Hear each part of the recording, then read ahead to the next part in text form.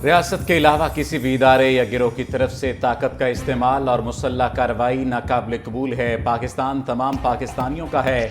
सिपा सालार का दो टोक पैगाम। आर्मी चीफ से उलमा कराम और मशाइख की मुलाकात। जनरल सैयद आसिफ मुनीर ने कहा, मजहबी, सूबाई, कबायली, लसानी, नस्ली और फिरका वाराना तासुब की कोई गुंजाइश नहीं। ISPR के मुताबिक आर्मी चीफ ने गुमराहकुन प्रोपेगेंडे के खिलाफ उलमा के फतवा पैगाम पाकिस्तान को सराहा। गुमराहकुन प्रोपेगेंडे की तशहीर और उसके तदारुक और अंदरूनी इख्तलाफात को दूर करने पर जोर। उलमाए कराम और मशाइख की मुतफ़िक़ा तौर पर इंतहा पसंदी, दहशतगर्दी और फ़िरक़ावारियत की मज़म्मत। अमन व इस्तेहकाम के लिए सिक्योरिटी फोर्सेस की अनथक कोशिशों का हिमायत जारी रखने का अज़्म। फोरम ने गजा में जारी मज़ालिम पर गम व गुस्से का इजहार किया और इन्हें इंसानियत के खिलाफ जराइम करार दिया। सिविलियन का ट्रायल फौजी अदालतों में किया जाए, विफाक और सूबे मुत्तफिक। विफाक, खैबर पख्तूनख्वा, बलोचिस्तान, सिंध और वजारत दिफा ने सुप्रीम कोर्ट का दरवाजा खटखटा दिया। अदालत से फैसला वापस लेने की सदा कर दी। मौक़िफ़ अपनाया गया कि फौजी तंसीबात पर हमलों के मुल्ज़िमों का ट्रायल फौजी अदालतों में ही होना चाहिए।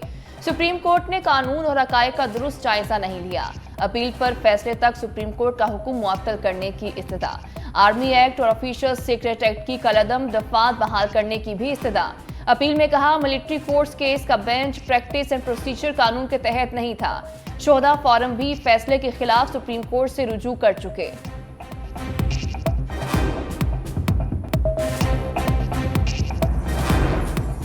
फौजी अदालतों पर बड़े ऐवान में बड़ी हलचल। करारदाद की मंजूरी के खिलाफ सेनेटर्स सरापा एहतजाज, नशिस्तों पर खड़े होकर नारे लगाए। चेयरमैन सादिक संजरानी बोले, अभी वक्फा सवालात है, ऐवान की इज्जत करें और अपनी अपनी नशिस्त पर बैठें। सेनेटर कामरान मुर्तजा का नुक्ता एतराज पर बात करने पर इस्टार कहा, ऐवान में जो करारदाद मंजूर की गई उस पर बात करना चाहता हूं। सादिया अब्बासी ने कहा, जब तक करारदाद पर बात नहीं होती ऐवान नहीं चलने देंगे। सेनेटर डॉक्टर जरका का भी करारदाद की मंजूरी पर बात करने पर जोर। चेयरमैन सेनेट ने इजलास मुलतवी कर दिया।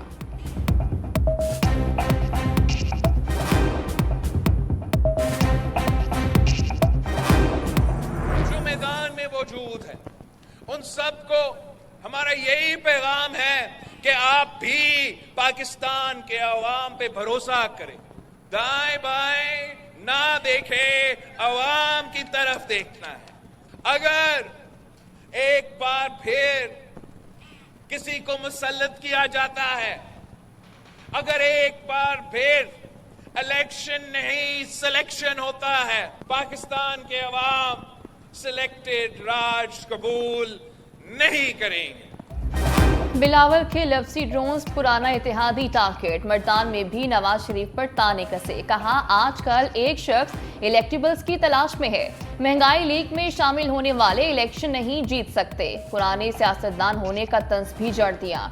बोले, पाकिस्तान की सबसे बड़ी दुश्मन पुरानी सियासत है। पुराने सियासतदानों के पास अवामी मसाइल का कोई हल नहीं। ये मसाइल में फंसे हुए हैं, आज की सोचते हैं और ना कल की। क्या अवाम उनको चौथी बार वज़ीर आज़म बनाना चाहेंगे? हम नई सियासत के जरिए मसाइल का हल निकालेंगे। सियासत में एक दूसरे की टांगे खींची जा रही हैं, मगर हमारा मुकाबला किसी सियासी जमात से नहीं, महंगाई से है। MQM तो मैं समझता हूं कि इस वक्त कराची की सियासत का एक मुर्दा घोड़ा है और वो फारिग हैं। इस बात का अंदाजा आप इस चीज से भी लगा सकते हैं कि MQM हमेशा दावा करती थी कि हम किसी के साथ सियासी और इंतखाबी इत्तेहाद नहीं करेंगे। आज वो दर दर धक्के खा रहे हैं कि हमारे साथ सियासी इत्तेहाद कर लो। गैर मरई ताकतों के जो है ना वो सहारे तलाश कर रहे हैं ताकि कोई उनको इंतखाबात में सहारा मिले और वो किसी तरह से जीत सके। जाले रहनुमाओं ने MQM को सख्त लफ्जी रिमांड पर ले लिया। सईद गनी ने मुत्तहिदा को मुर्दा घोड़ा करार दे दिया। कहा कि आज MQM की सूरत हाल भिखारी की तरह हो चुकी, जो इलेक्शन में कामयाबी हासिल करने के लिए दूसरों से मिन्नतें करके इत्तेहाद कर रही है। नासिर शाह बोले, नून लीग और MQM का इत्तेहाद मामूली है। इस किस्म के इत्तेहाद से कराची में कोई बड़ी तब्दीली होती नहीं नजर आ रही। जो लोग माजी में पीपल्स पार्टी के खिलाफ जीते थे वो पीपल्स पार्टी में आ रहे हैं।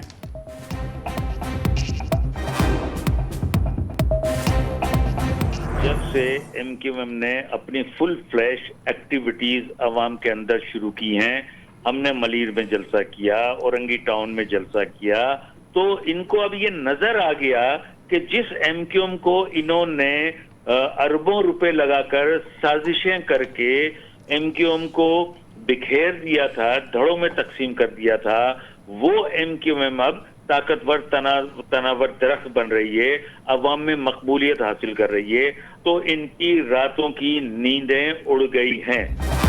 एमक्यूएम का जाले रहनुमाओं को तुर्की ब तुर्की जवाब, मुत्तहिदा रहनुमा मोहम्मद हुसैन जवाब देने मैदान में कूद पड़े।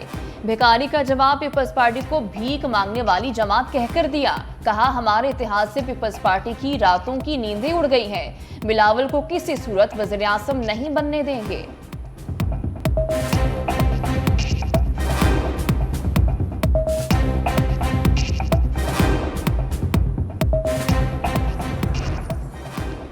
इलेक्शन तारीख का ऐलान और बिलावल भुट्टो का प्लान, खुद को वज़ारत उज़्मा के उम्मीदवार के तौर पर पेश कर दिया।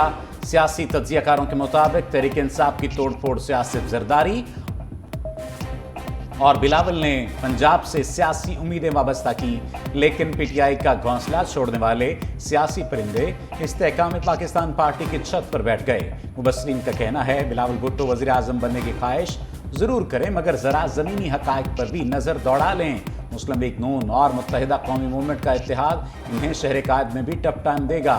बुलेटिन में शामिल है खुसूसी रिपोर्ट। एक एजेंडे के तहत यहाँ ऐसी हुकूमतें कायम की गई, पाकिस्तान की तहजीब को भी तबाह कर दे और मुल्क की मईशत का खात्मा करके पाकिस्तान के वजूद को खत्म कर दे। जिन जर्नेलों ने इस किस्म के एजेंडे को मुल्क पर मुसल्लत किया, सिर्फ इमरान खान मुजरिम नहीं, वो जर्नेल भी मुजरिम हैं जिन्होंने इसको प्रोजेक्ट करके पाकिस्तान पर मुसल्लत किया। मौलाना फजल रहमान के तहरीक इंसाफ पर लफ्ज़ी वार, कहा, मौजूदा सूरत हाल के जिम्मेदार सिर्फ चेयरमैन तहरीक इंसाफ नहीं बल्कि वो लोग भी हैं जिन्होंने प्रोजेक्ट पीटीआई लॉन्च किया। इसके पीछे कश्मीर तकसीम करने और इसराइल को कबूल करने का मंसूबा तैयार था।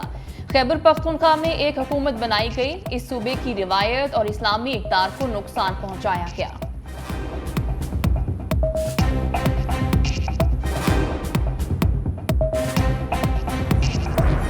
£19 करोड़ स्कैंडल पर चेयरमैन तहरीक इंसाफ से पूछगछ होगी। एहतसाब अदालत ने साबिक वज़ीर आज़म का 4 रोज़ा जिस्मानी रिमांड मंजूर कर लिया। जज मोहम्मद बशीर ने कहा, चेयरमैन पीटीआई को तफ्तीश के लिए नैब के हवाले नहीं किया जाएगा, जेल में तफ्तीश की जाए। अलकादर ट्रस्ट केस की समाअत 21 नवंबर तक मुलतवी। तोशाखाना और £19 करोड़ स्कैंडल में बुशरा बीवी की अबूरी जमानत में 21 नवंबर तक तौसी। आर्मी चीफ और निगरान हुकूमत की काविशें, मुल्क की डूबती मईशत को किनारा मिलने लगा। पाकिस्तान को IMF की अगली किस्त के इशरा की इब्तदाई मंजूरी मिल गई। निगरान वजीर खजाना डॉक्टर शमशाद अख्तर कहती हैं, वर्ल्ड बैंक से $2 अरब जल्द पाकिस्तान को मिल जाएंगे। एशियाई तरक्याती बैंक, इस्लामी तरक्याती बैंक और एशियन इंफ्रास्ट्रक्चर इन्वेस्टमेंट बैंक से भी मजमूई तौर पर $1 अरब मुंतकिल होंगे। उधर एशियाई तरक्याती बैंक की पाकिस्तान के लिए $25 करोड़ कर्ज की मंजूरी, रकम बिजली के तरसीली निज़ाम की बेहतरी पर खर्च होगी।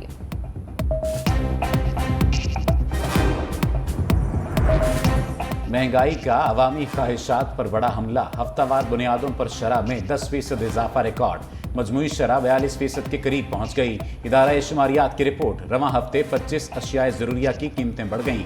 कुदरती गैस ने अवाम के चेहरे की हवाइयाँ उड़ा दी, कीमत में 480% इजाफा।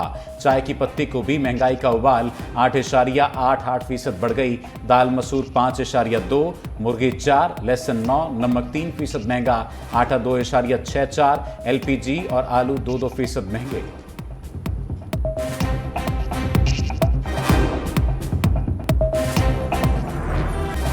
स्टॉक मार्केट में सरमायाकारों को घाटा, 100 इंडेक्स में 333 पॉइंट्स कमी, मार्केट 57,063 की सतह पर आ गई। सरमायाकारों के 16 अरब रुपए डूब गए। इंटरबैंक में डॉलर को रिवर्स गियर लग गया, 88 पैसे कमी से 286 रुपए 50 पैसे पर बंद। सोना 2200 रुपए महंगा, फी तोला 2,16,500 रुपए का हो गया।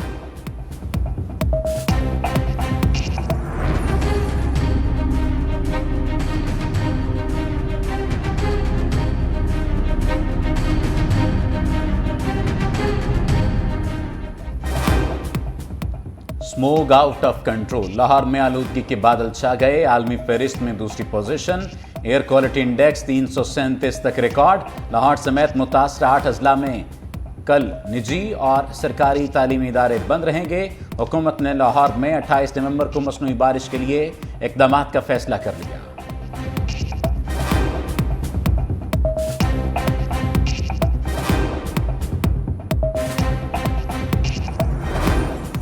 बढ़ती फजाई आलूदगी, बड़ी अदालत फिर लगी। बीजिंग में स्मोक खत्म कर दी है, वो बड़ी मिसाल है। लाहौर हाईकोर्ट के रिमार्क, तमाम डिप्टी कमिश्नर्स की मीटिंग में फैसले की रिपोर्ट पेश करने का हुक्म। अदालत ने कहा, जितना कसूर फैक्ट्रियों का है उतना ही मुतलका इदारों का है। जिम्मेदार सरकारी अफसरों के खिलाफ पैडा एक्ट के तहत कार्रवाई होगी। इन इलाकों की निशानदही करें जहां पर स्मोक पर काबू नहीं पाया जा रहा। साबिक कप्तान मोहम्मद हफीज पीसीबी के लिए 2-in-1 किरदार अदा करने के लिए तैयार। टीम डायरेक्टर के साथ हेड कोच बनाने की भी तैयारी। दौरे ऑस्ट्रेलिया में मोहम्मद हफीज टीम डायरेक्टर और हेड कोच के साथ साथ बैटिंग कोच भी होंगे। वहाब रियाज कौमी सिलेक्शन कमेटी के सरबराह मुकर्रर। कौमी टेस्ट टीम के इंतखाब के लिए टीम डायरेक्टर मोहम्मद हफीज और कप्तान शान मसूद से मुशावरत। जराये के मुताबिक स्क्वाड और टीम मैनेजमेंट का ऐलान अगले हफ्ते होगा। कौमी टीम का कैंप रावलपिंडी के बजाय लाहौर में लगाए जाने का इम्कान।